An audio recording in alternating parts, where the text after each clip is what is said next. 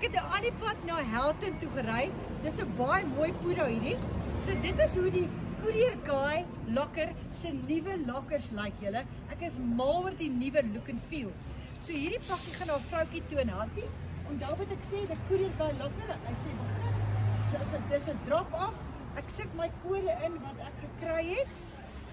7 8 6. Okay. Hoe aarde. Okay, so sien julle nou dat my boks is te klein, okay? So wat nou gaan gebeur? Pietman, kom bietjie nader.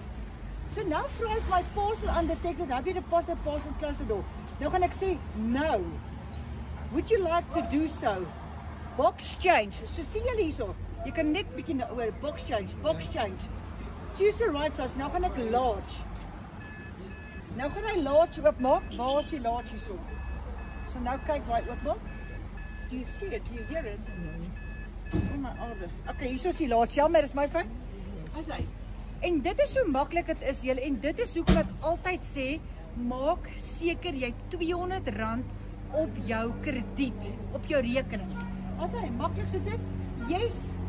En dit is so easy peasy dit is om die Courier Guy lockers aka Pudo te gebruik.